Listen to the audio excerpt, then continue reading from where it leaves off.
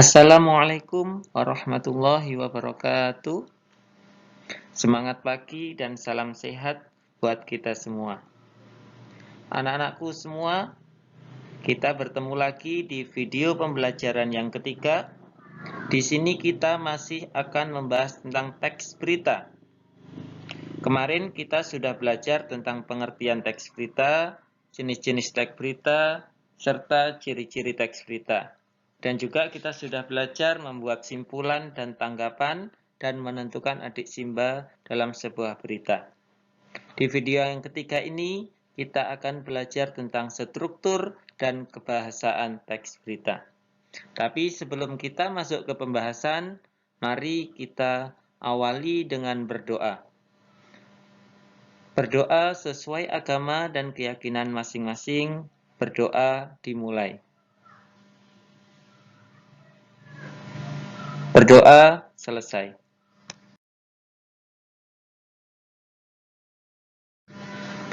Dalam video yang ketiga ini, kita akan mempelajari kompetensi dasar atau KD 3.2, yaitu tentang pengetahuan, yang isinya menelaah struktur dan kebahasaan teks berita, membanggakan dan memotivasi yang didengar dan dibaca.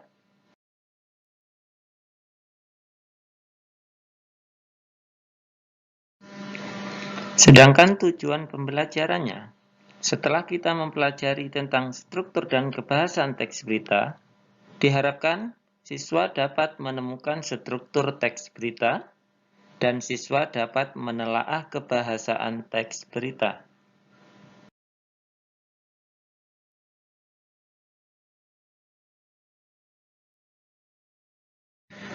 Baiklah anak-anak, untuk selanjutnya kita masuk ke dalam pembahasan, yaitu tentang struktur teks berita. Setiap teks itu pasti memiliki struktur. Apa itu struktur? Yaitu cara menyusun sebuah teks agar teks tersebut menjadi runtut dan padu. Begitu juga teks berita memiliki struktur. Ada 4 struktur teks berita. Yang pertama judul berita, kedua teras atau led berita, ketiga tubuh atau bodi berita, keempat ekor atau leg berita. Sekarang kita kupas satu persatu. Yang pertama yaitu judul berita. Judul berita merupakan kata kunci yang mewakili keseluruhan berita. Dari semua berita yang ditulis, itu kata kuncinya ada di judul berita. Yang kedua yaitu teras atau led berita. Teras atau led berita adalah bagian yang sangat penting dalam berita. Di dalam teras berita terangkum inti dari keseluruhan isi berita. Teras atau led berita ditulis pada paragraf pertama sebuah berita. Kemudian, unsur penting berita 5W1H pada umumnya ditulis pada paragraf pertama dan kedua. Paragraf tersebut diperlukan untuk merangkum atau meringkas berita yang disusun. Paragraf tersebut menjadi jantung dari satu berita. Led atau teras berita setidaknya mengandung jawaban atas pertanyaan apa, siapa, kapan, dan di mana. Sementara itu, pertanyaan mengapa dan bagaimana dapat ditemukan pada bagian tubuh berita. Yang ketiga, struktur teks berita yaitu tubuh atau bodi berita. Tubuh berita merupakan tempat berita berada. Tubuh berita berisi peristiwa atau kejadian yang dilaporkan. Bahasa dalam berita singkat, padat, dan jelas. Dan di tubuh berita inilah biasanya pertanyaan mengapa dan bagaimana dituliskan. Karena pertanyaan bagaimana dan mengapa di situ membutuhkan sebuah penjelasan yang panjang. Dan di tubuh berita inilah dijelaskan. Yang terakhir yaitu ekor atau leg berita. Ekor berita berisi informasi kurang penting. Biasanya dalam ekor berita ini berisi tentang kesimpulan sebuah berita.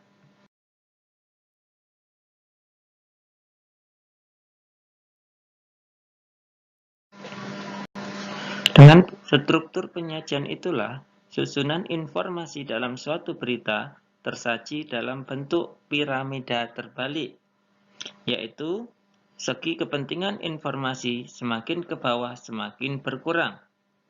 Jadi yang paling penting berada di bagian paling atas.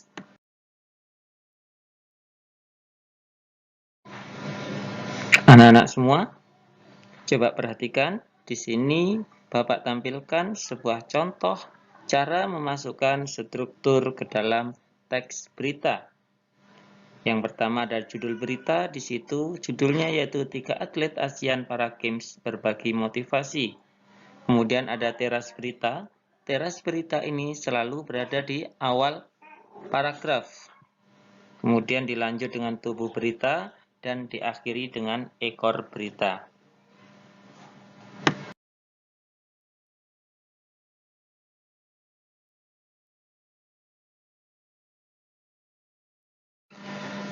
Kemudian, pembahasan yang kedua yaitu tentang kebahasaan teks berita. Kebahasaan teks berita di sini adalah beberapa kalimat-kalimat yang sering muncul dalam sebuah teks berita. Yang pertama yaitu penggunaan verba transitif dan pewarta. Yang pertama, verba transitif. Verba yang memerlukan dua nomina atau dua kata benda, satu sebagai subjek dan satu sebagai objek.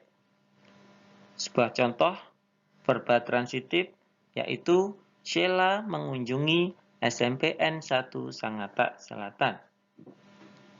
Di situ ada dua nomina. Yang pertama Sheila, nama orang di situ masuk sebagai kata benda atau nomina. Dan yang kedua yaitu SMP N1 Sangatta Selatan atau nama sekolah juga sebagai nomina atau kata benda. Kemudian mengunjungi di situ sebagai predikat atau sebagai verbanya, kata kerjanya.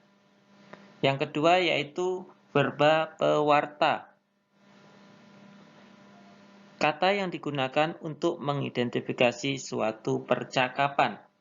Biasanya verba pewarta di sini ditandai dengan kata bahwa. Contoh, Profesor Hamdan menjelaskan bahwa nanti malam akan terjadi hujan meteor.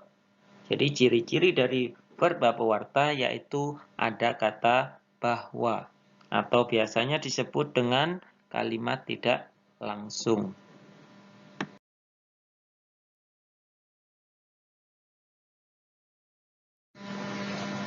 Kemudian kebahasaan yang selanjutnya yaitu penggunaan bahasa yang bersifat standar atau bahasa baku.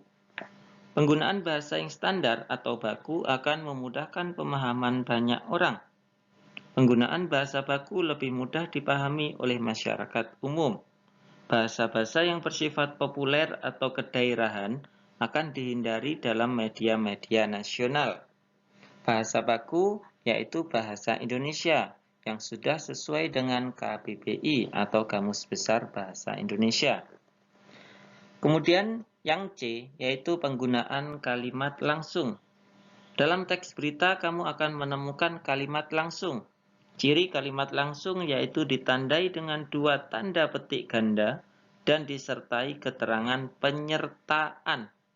Penggunaan kalimat langsung ini terkait dengan pengutipan pernyataan-pernyataan oleh narasumber berita. Contoh, pelaku sudah kami tetapkan sebagai tersangka. Saat ini kami terus mengembangkan kasusnya, ucap Bambang. Jadi, kata ucap Bambang di situ dia yang membuat pernyataan dalam berita tersebut. Yang terakhir, yaitu penggunaan konjungsi. Konjungsi yaitu kata sambung. Contoh, dan, atau, awalnya, sejak, dan lain sebagainya. Konjungsi yang sering digunakan yaitu konjungsi temporal atau penjumlahan. Seperti contoh, kemudian, sejak, setelah, awalnya, dan akhir.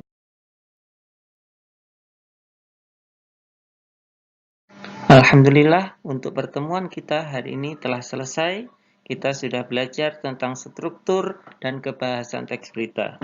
Semoga bisa dipahami dan dimengerti. Untuk pertemuan selanjutnya kita akan belajar tentang penyusunan teks berita. Cukup sekian hari ini Bapak ucapkan wassalamualaikum warahmatullahi wabarakatuh dan terima kasih.